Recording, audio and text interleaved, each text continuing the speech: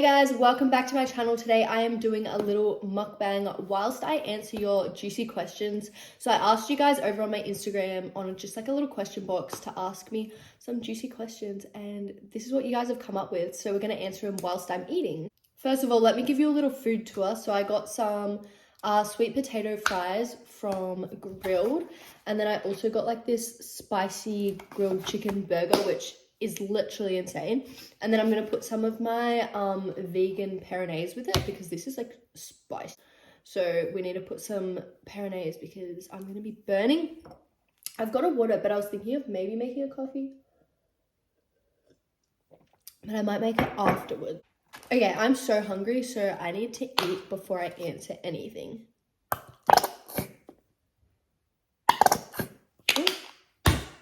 That does not sound good. Okay, this was my first time ever trying this burger. I already had a couple bites because I made a TikTok video on it. But let's try it with the peronaise.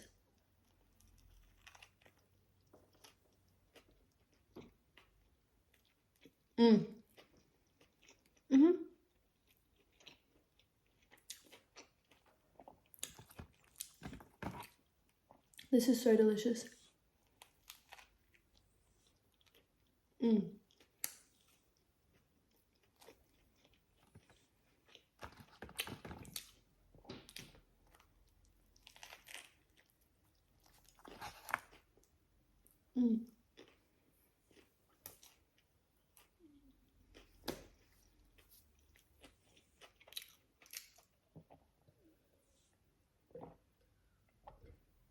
guys want to see my cat? She wants the food.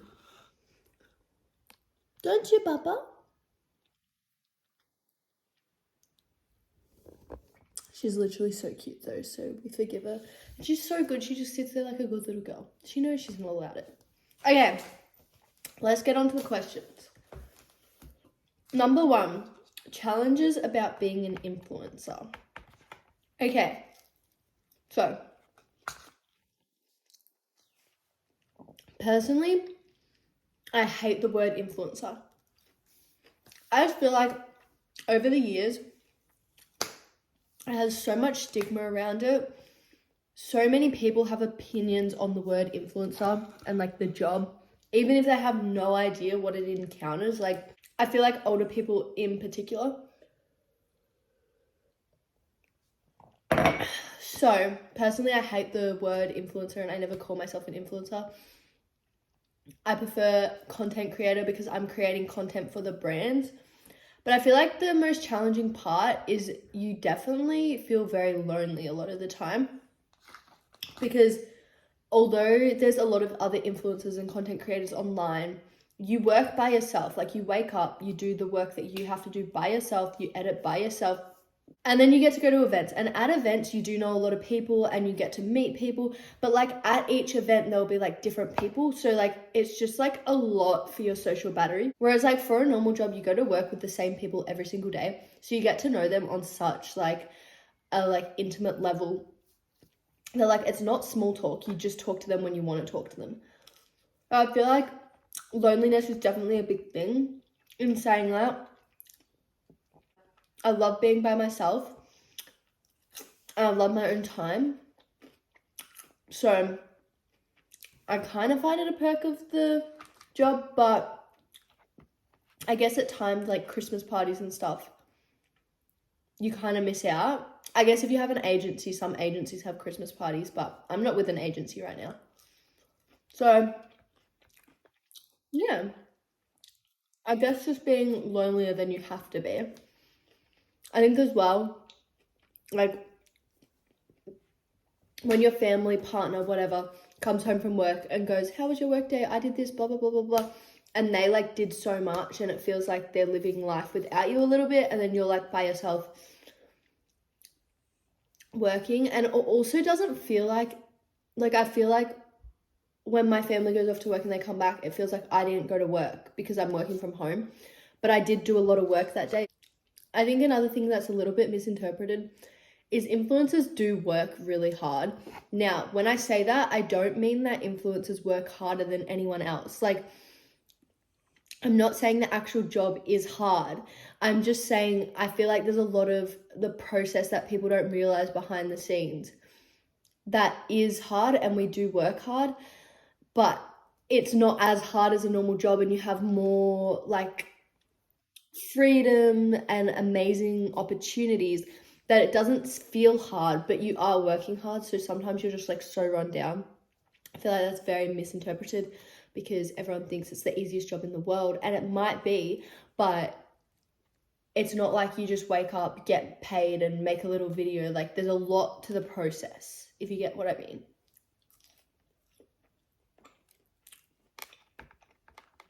Are you single? I am not single.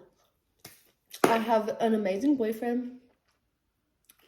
Yeah, maybe one day I'll do like a Q&A with him or something.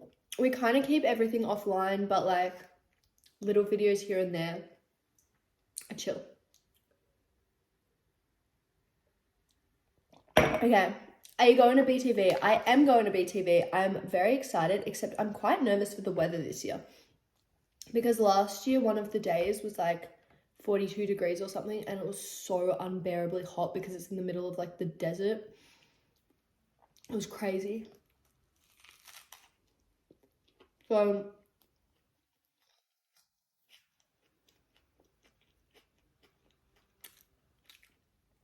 I am a bit nervous for that because this year's meant to be super, super hot because we're in an El Nino,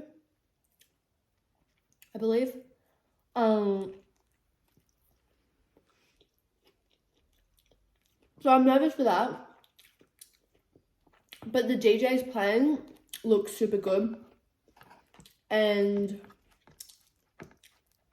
yeah, there's a couple of main artists I'm excited for. I think last year's lineup main artists were better, but this year's DJs are probably better.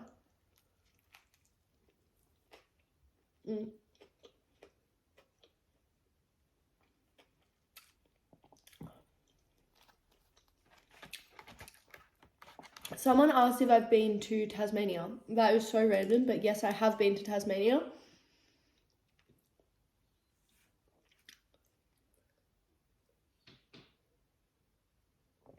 I've been to Port Arthur, Burnie, Hobart,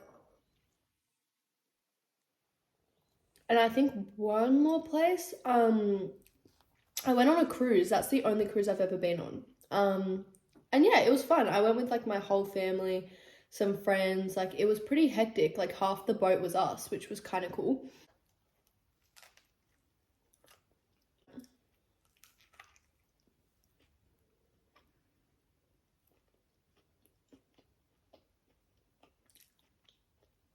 Do you have any travel plans? Oh my gosh, that question makes me so excited. Okay. Yes, I have travel plans. Next month I'm going to Perth, which I'm so excited for.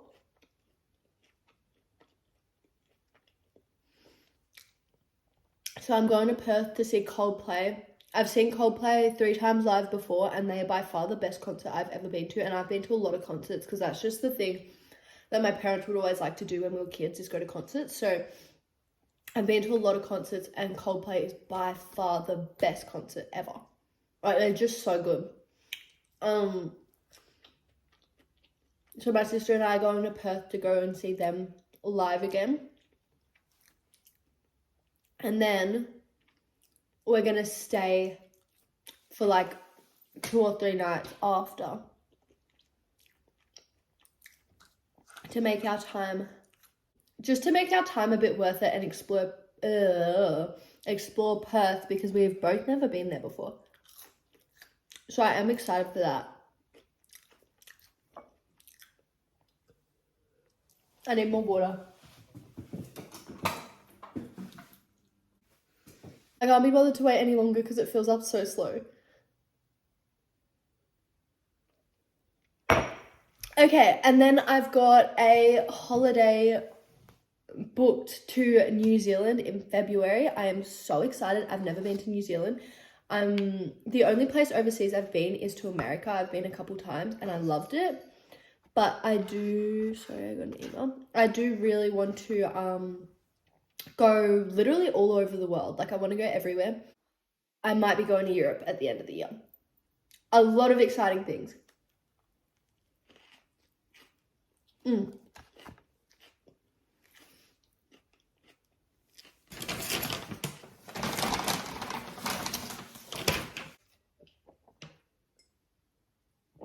So I'm very excited at the moment, and I'm also like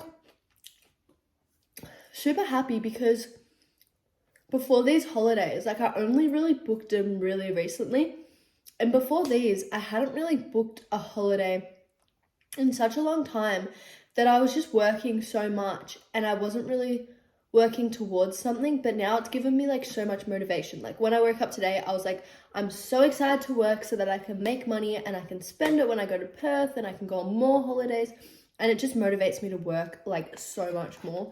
So I'm so glad that I have booked these holidays in, because I think I've really realized you need something to look forward to, or it's just like life just isn't as fun.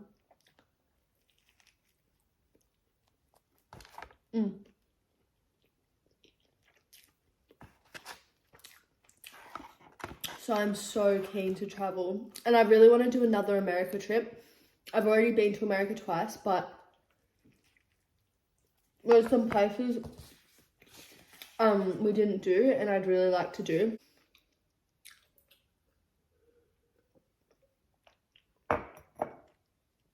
Also, I went to America when I was very young on just like family holidays. So I would really like to go with like my boyfriend or something and just like do the places that I hadn't been before. Like I really want to go to Georgia. I really want to see the set of Vampire Diaries. I know that's so cliche, but it's been a dream of mine for so long. I want to go back to New York because it's my favorite place on earth. Like I love New York so much.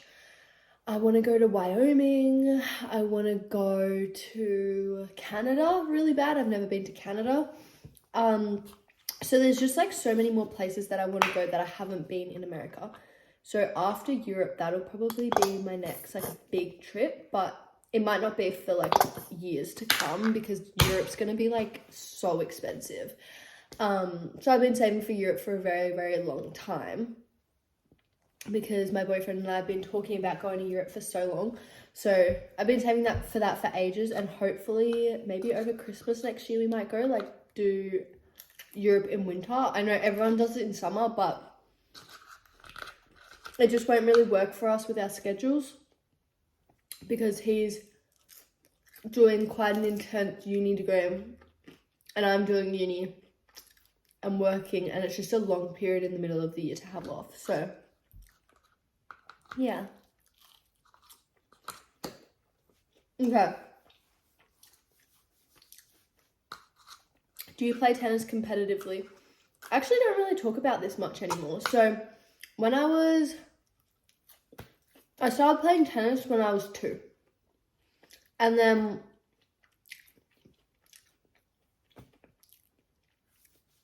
when I was 11, I started getting into it like super heavily, like training like 3 or 4 nights a week. But like my dad would take me down and train me. Like it wouldn't be like privates because I was still at a different club than what I am now.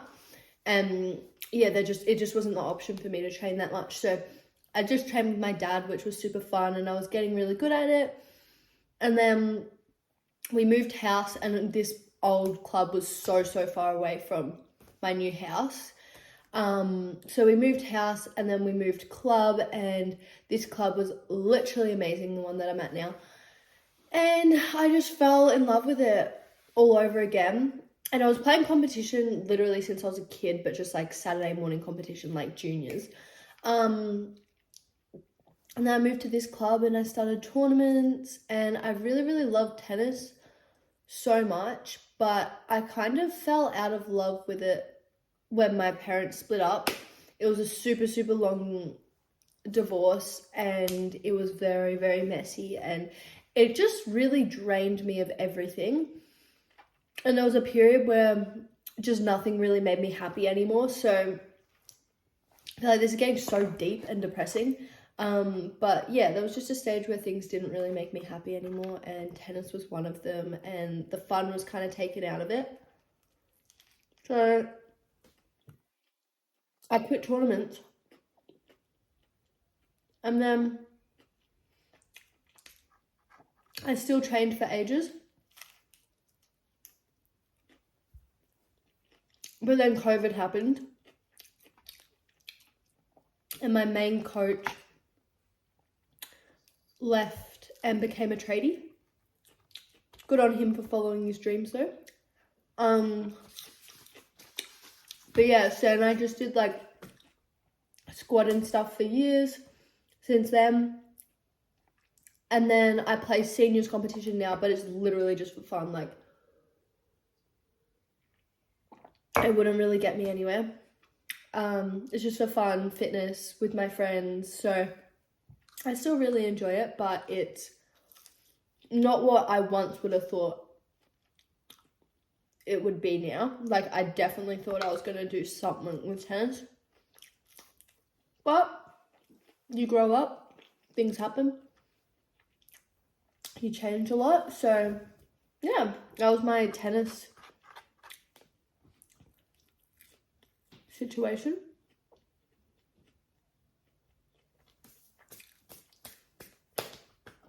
Biggest red flag in a guy, oh my gosh. I hate when people are like, oh my gosh, green flag, red flag, because of this, because of that, and there's stupid reasons. For me, I think you can fall... I truly believe you can fall in love with a lot of people in your lifetime.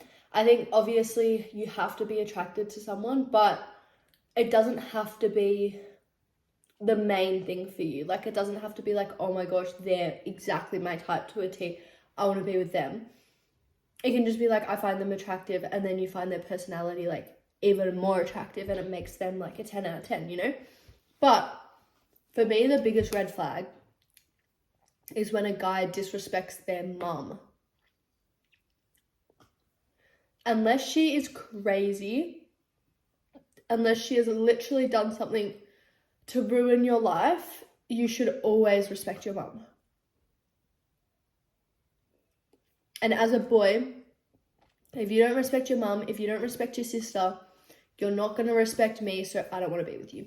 And that's basically my like number one rule, is like how they respect women, because it's not even just like, oh my gosh, you don't respect them, you won't respect me. It's literally just like, you think you're better than them, that's why you're talking down to them. Like, you respect your dad, you respect your brother, you just don't respect the girls, you know? So that's my number one biggest thing in a guy.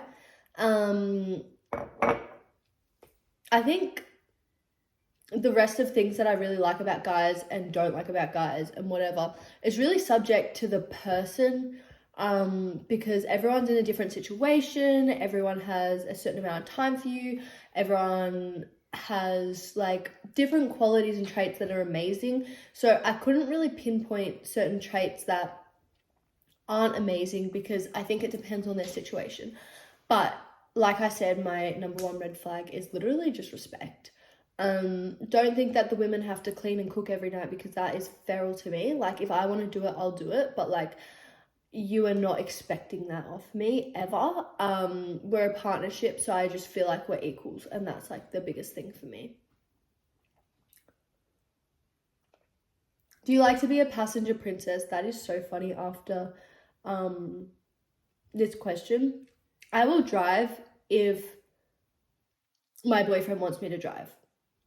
However, I love being passenger princess, and he loves driving me.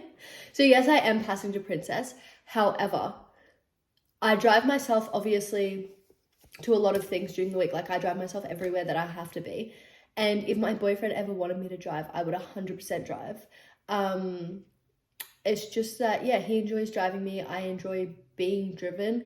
There's some things that he doesn't like doing and I like doing, so we'll just like make a balance in that sense. It's not like one person's worse than another, so this should be expected from him, or this is because this guy is a guy, or this is a girl. It's literally just because what we prefer to do. And that's how we've based our partnership, which is amazing. I think it's very important. to be partners? Oh, this is a good question. Are there any promos you did of things that you genuinely don't like? So, I'll explain to you guys kind of how collaborations work.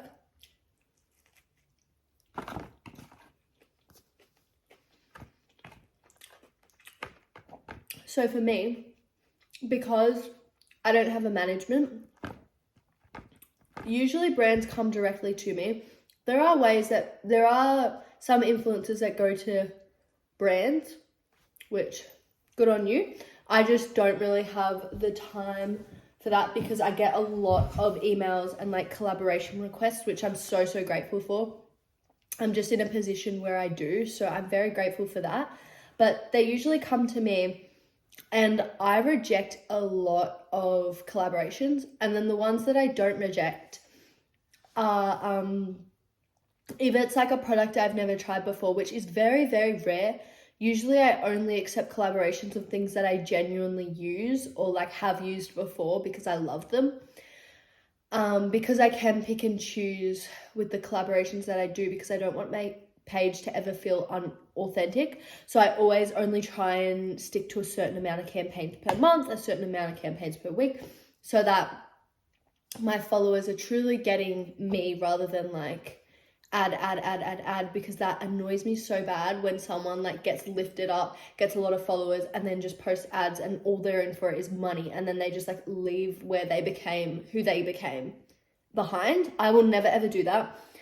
You'll hear it here first. If I had 10 million followers, I would still be making TikToks. If I had 100 million followers, I'd still be making TikToks, because I just think that's where you came from. You have to make sure that you still like honor that a little bit.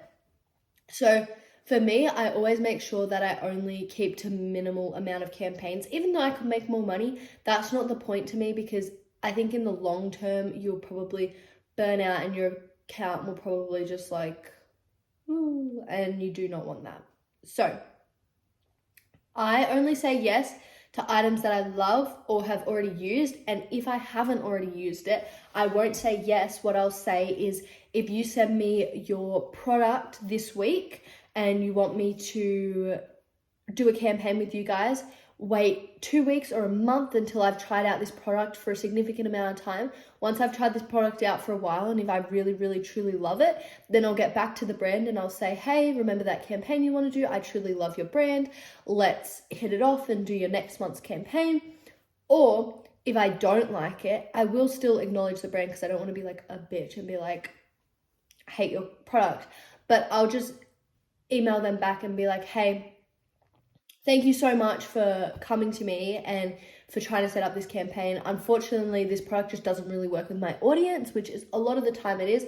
I've been offered to do things that I just don't think are for the audience that watches my videos, and I feel like I wouldn't want to promote things that just aren't right for that age group and that demographic. So I just say I reject a lot of things, even things that I would use if it's not really the right age group for me.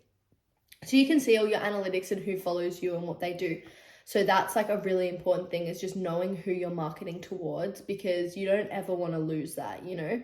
And also you don't want to be promoting like one promotion that is for the wrong demographic. They could remember that forever, and you don't want to be associated with something that like, unless you're like 100% confident that that's what you want to be associated with, if you get what I mean. So no, I don't do any promos. I've never done a promo and come out of it and been like, I hate that product, because I make sure to try the product before, or it's a product I already have at home and they'll just send me a new one to make it look like fresh and nice for the video. But it's never like products that like I just pull out that day and I'm like, let's do this, let's use this, let's blah, blah, blah, blah. That's a big thing for me. Unless,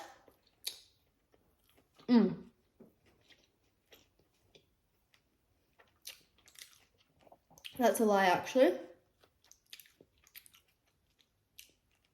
There is one way that I'll do a collaboration with a brand that I've never tried before, and it's only if it's an honest review, and they have to say, will let you do an honest review. And if I don't like the product, then I'll email them and be like, hey, this is my honest review.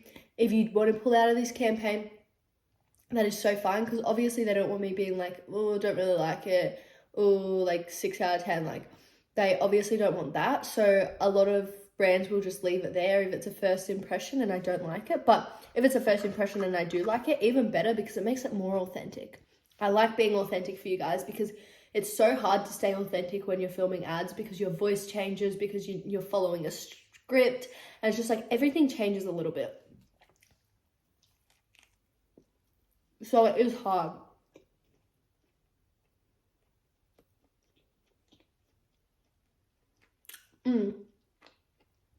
How long is your longest relationship? So the relationship I'm in right now is by far my longest.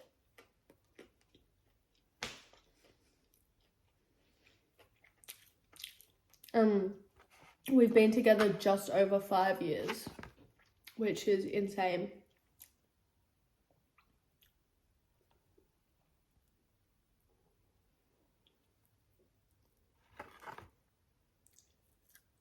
I'll find a pink bit of chicken. That freaks me out. Chicken has to be like solid white. Yeah, so we've been together for 5 years. I might do like the story time of like how we met and all that, because you guys are always asking me questions about relationships.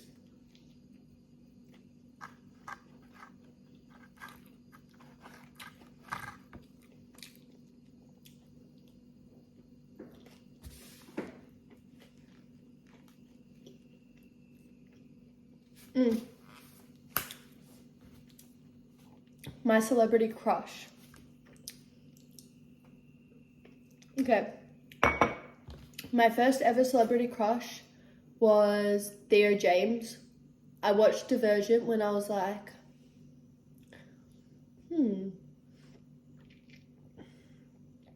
I watched Divergent when I was like maybe 12 or 13, maybe like year 6 or year 7, when it came out in cinemas, and Theo James was so hot for no reason. He just looks so good in that movie. He is a good looking man. So he was by far the hottest guy I'd ever seen, and I immediately got a celebrity crush. And that was my first celebrity crush. It was actually kind of late. Most people had one since they were like young. But I wasn't really into guys like that. Like, I'd just be like, oh, cool actor. Like, I wasn't really into guys like that. And then when I was, actually, I don't remember oh yeah, I do. Year 8. So maybe when I was 13 or 14.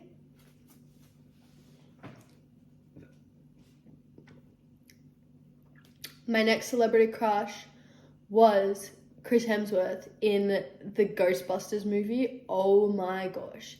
He is just so beautiful. Yeah, with the glasses on. Chef's kiss.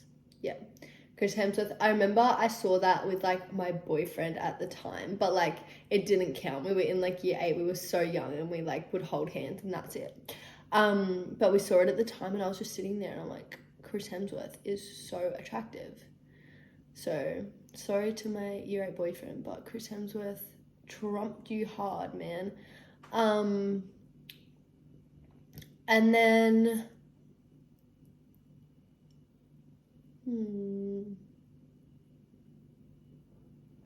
and then another one, which I feel like a lot of you guys won't even know who this is, but there's this one Christmas movie and Thomas Buadian's in it, and he is one freaking beautiful man, and it's like about ghosts, and every year we watch it now because he's just so hot. And the first year we watched it, it was like such low-key a crappy movie. Like, it's a good movie. I actually kind of enjoy it now because it's like a like yearly thing. But at the time when we first watched it, we're like, oh, the acting's like, not Thomas's acting, but just like the whole script was a little bit like, oh. But oh my gosh, Thomas was a beautiful ghost. I didn't even know what he does, to be honest, because every time I just zone out because I'm like, you are a good looking man. So yeah, that's like all the celebrity crushes I think I've really had. I don't think, like, obviously I look at a celebrity and I'll be like, oh, you're good looking, but I don't really have like any others that really stick out to me. I think that's like it. What was your favorite subject in school? Okay, my favorite subject was definitely food tech, and that's kind of why I went and did nutrition and dietetics, because the actual theory of it is very, very similar. But I loved food tech. My teacher was like, everyone kind of thought she was harsh, but I actually loved her. Um, yeah, food tech was so fun. I loved the theory. I loved learning about all of the reactions, and I still do that now in nutrition. So I'm so glad I did it, because it definitely set me up for nutrition. Like, it helped so much, especially in like your second year. I feel like there was a lot of things that I had already learned, which was super helpful. But yeah, food tech. I liked PE, but I wasn't the best at PE because there was just too much theory. I didn't really understand how the whole body worked, and I was a bit like, maybe this isn't for me. So, but I did really like it. It just, yeah, it was very, very difficult. And then I did like English, maths, health. I loved health. It was just so boring. Like, I love health, but the actual topics are like so boring, but I think they're interesting to know. They're just boring to learn about because they go into like 1,000 different definitions, and definitions are the most boring thing to me, because like, why do I need to remember the definition? Can't I just remember like slightly what it's about? So yeah, but that's all the questions I've got down. If you guys want to ask me any more questions, make sure you're following my Instagram, because that's where I ask you guys to ask me juicy questions. And you can also DM me on Instagram if you have any questions, and I'll add it in my next Q&A. But thank you guys for eating with me. Thank you for chilling with me. Let me know what other videos you want me to make, because I'm on the YouTube grind at the moment. I'm also still on the TikTok grind. I'll always be on the TikTok grind. And like, Instagram is probably my most used, just like regular app. Actually, I scroll on TikTok for a long time, so maybe not anymore. But yeah, so like, I still use all of my socials. I also have Snapchat if you want to follow me on that. But I love you guys so much. Thank you so much for watching this video. It means a lot to me. I feel like I get to know you guys better in these kind of videos too, because like, I feel like we're like talking, and then you guys always comment things that are like relatable, and I'm like, I know you guys so well. So anyway, thank you so much for joining. I love you guys. Don't forget, I've got 1,000 other videos out if you want to watch something else next. But love you guys so much.